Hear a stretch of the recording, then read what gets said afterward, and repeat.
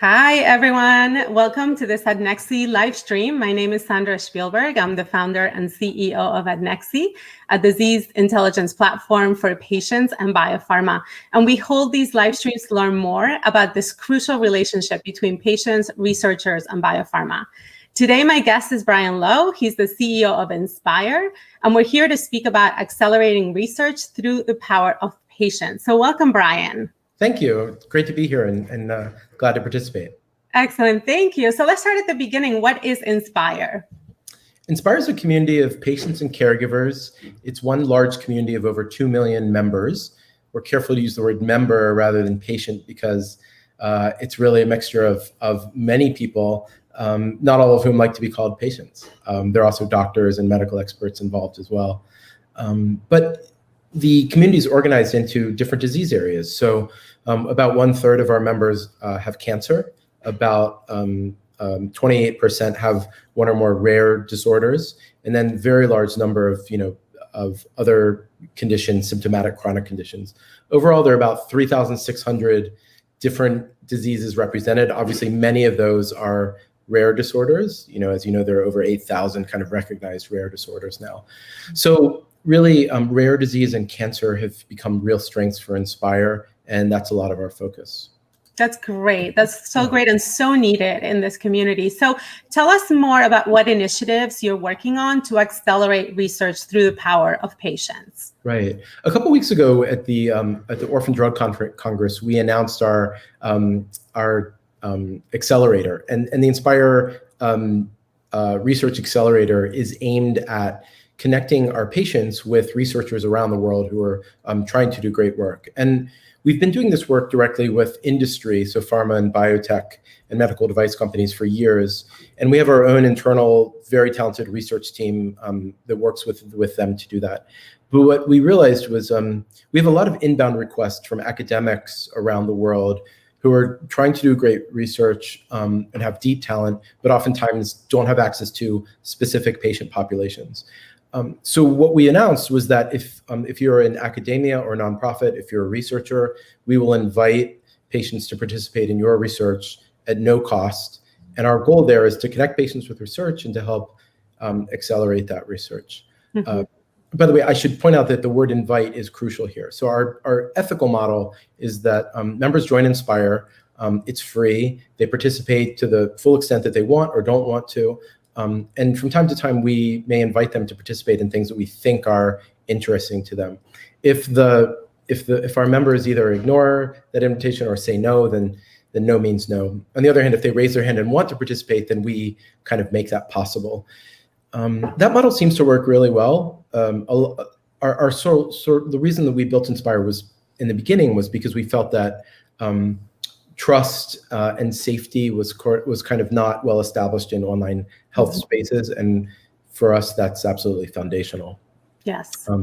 So anyway, we invite those patients to participate in research, and that often is what enables projects that are kind of bottlenecked or stalled to then move forward.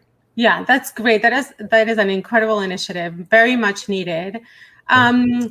So, by the way, there are some people watching, which is great. Feel free to add any comments or questions. If you have any comments or questions for Brian or for me, we'll be happy to address them. So feel free to type those in as they come. So this acceleration of research is through the power of patients. So let's go a little bit deeper into that. What is the power of patients? Right.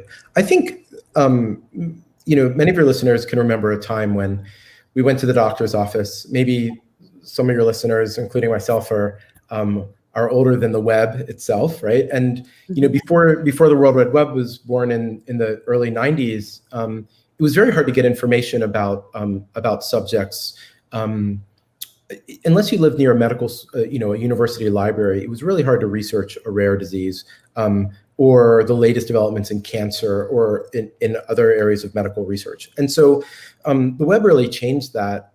And I think it took a while for the medical establishment to sort of recognize that patients could play a role in science. It sounds crazy, but I think there was a long time when patients were viewed as, and they're still described by some people as subjects. They're subjects of research. And I hate that word. I hate that word because I feel that it robs patients of all of their kind of potential contributions and sort of identity.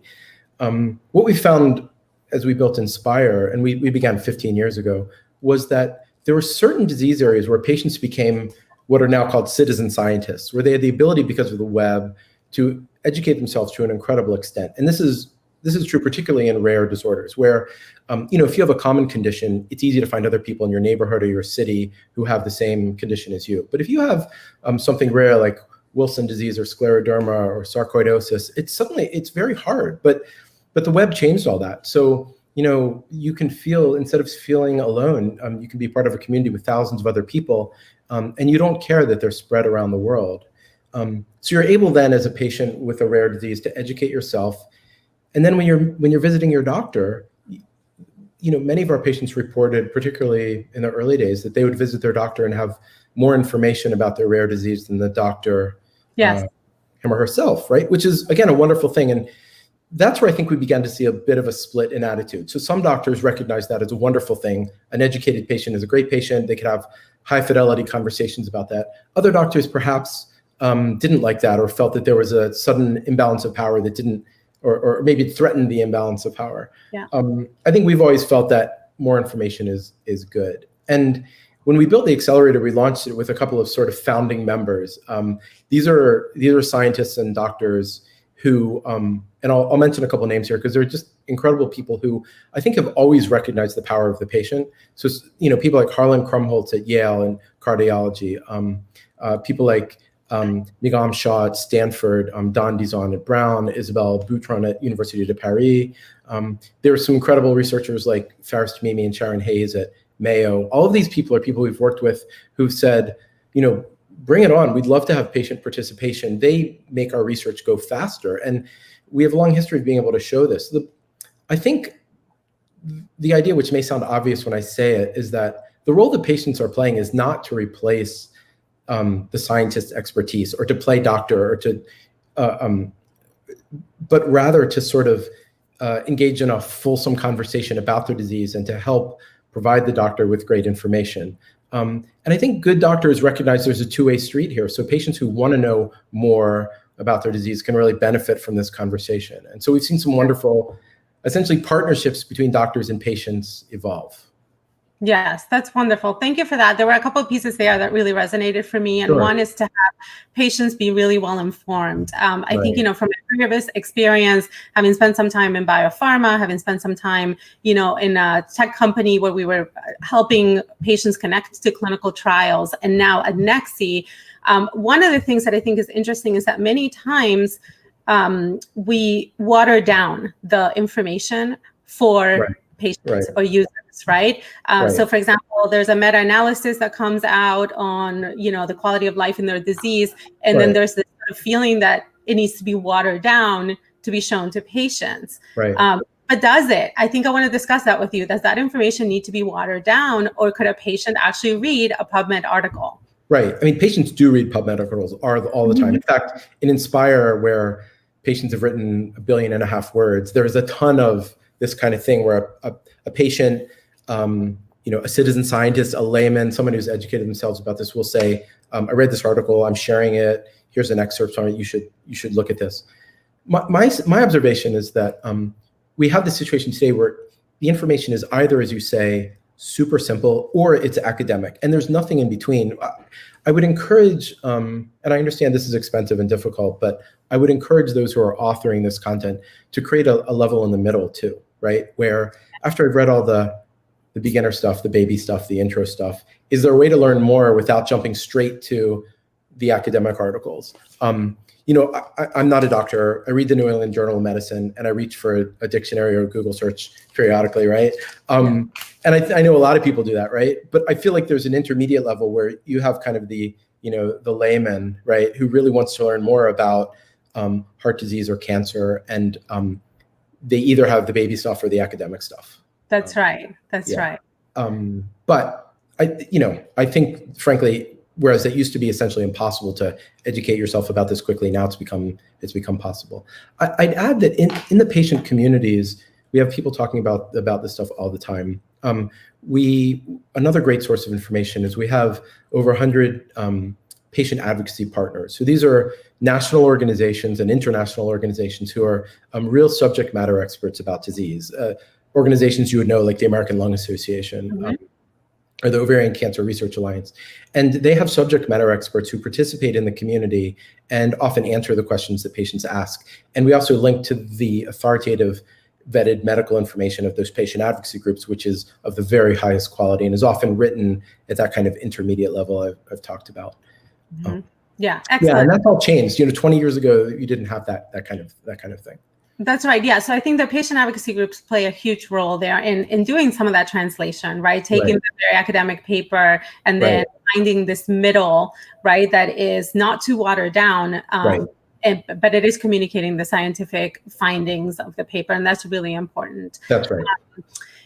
So let's move on now to kind of this intersection between patients and research, right? So we talked about, okay, once the research is published, we don't want that information to be watered down for the patients. We want it to actually be thick and useful and actionable. But what else needs to change in this intersection in order for the patients to benefit from better and treatments that come to market faster? Sure. One thing we strongly believe in, and we're not the first to say this, there are incredible patient advocates who've made this point loudly for a long time, is that the data, the results, the information should flow back to the patients themselves. So I think that that when patients participate in research, the patient should receive the data back. That's right.